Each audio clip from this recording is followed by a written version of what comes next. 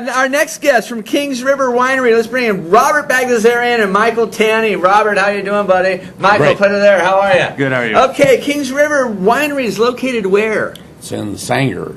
Okay. On Greenwood Avenue. The address is 4276 South Greenwood, and it's about a half mile south of Sanger city limits. Okay. And how long have you been making wine? We've been making wines at the winery since this last crush season, which would be like Oh, this is August. your first year? It is, our Excellent. first year. Were you a grape family before? We farmed a little bit. A little bit, how much? A few hundred acres. A few hundred acres, okay. Now, like every grape farmer that I know in the valley, you've been making wine for a while. At home, yes. Right, so some home brew. Absolutely. Okay. And what, you were growing table wine, table grapes? Some, Well, but we use regular wine grapes. But before you were the table grape guy. We had some table grapes. We also had some apricots and plums. Okay. Michael, how do you fit into this? I'm the manager over at the winery. Okay. Did you talk him into making wine? Is that how it worked? He's been doing it forever, so Yeah. he talked to me. I mean, I couldn't turn down a job where I could drink wine. Okay. So when did you say, wait a minute, I've been growing all these table grapes for all these years, but I think I want to get into the wine business? Well, we've always been interested in the wine, and even in my high school days, I understand. My brother and I made some wine out of some of the wine-type grapes that we had, and I got interested in it, at a very early age. And I was looking for some type of thing to do that allowed me to be more independent of the handlers, packing houses, and all those types of things. And I found that making wine at a boutique winery was a way to do it, because we can then deal directly with the public with our product that we made ourselves. Great.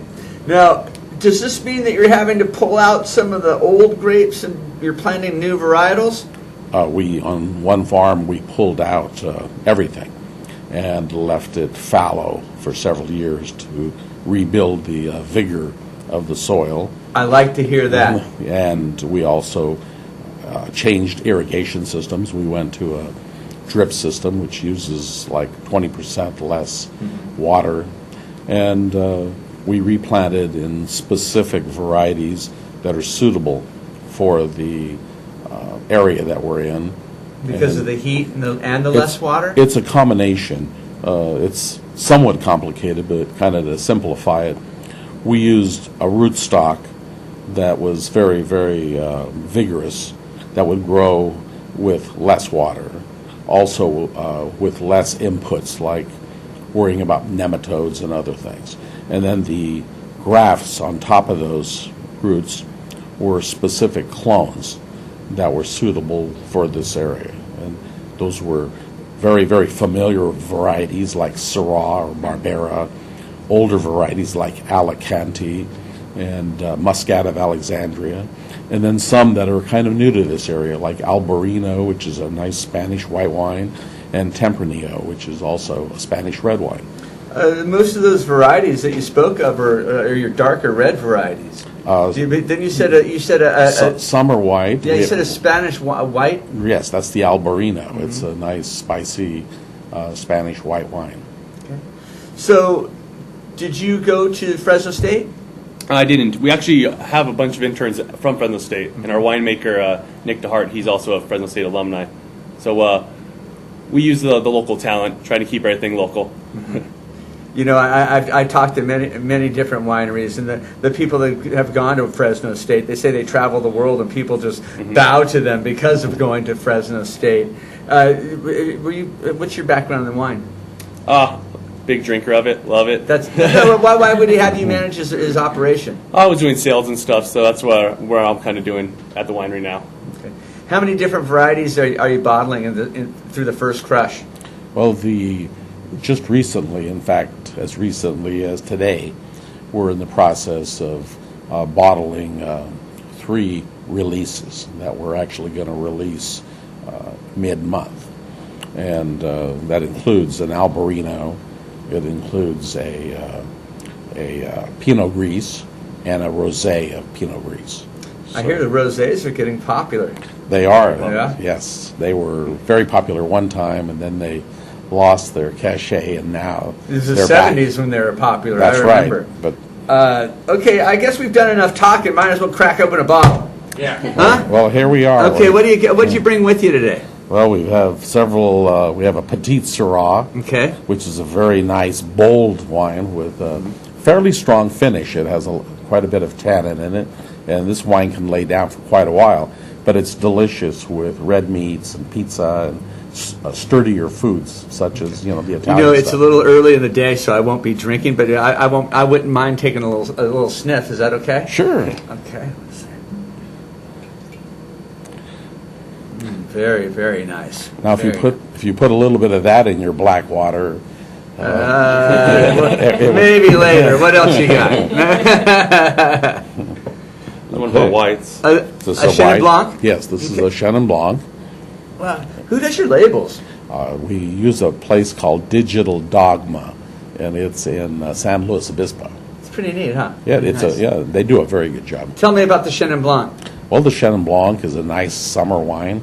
It has about 10% of Viognier, which brings out a nice bouquet, and it finishes nicely, kind of an appley flavor, and it's a dry wine. There's no sweetness to it. Okay, great. Next. Got our top seller, the Apache Red. Ooh, the Okay. Apache Red. Why That's is right. this your top seller?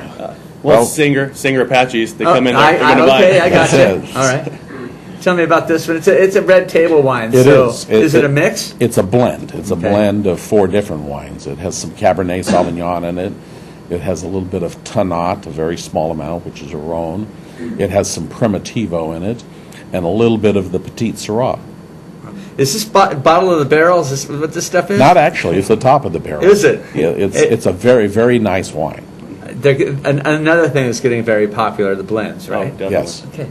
Let's look at another one. Yeah, we got our sweet wine over here, the Moscato. This is a Okay. Moscato. Real popular. Yeah, And now it's- these got real popular for a while, but they're coming back down. But now now you say the rosés are coming, Sure. so there's always room for a little bit of a sweet wine, right? Yeah, these are coming back again, and it's made out of grape Muscat of Alexandria, which used to be a very, very popular grape here in the valley, and it was more or less eliminated, and now it's coming back again.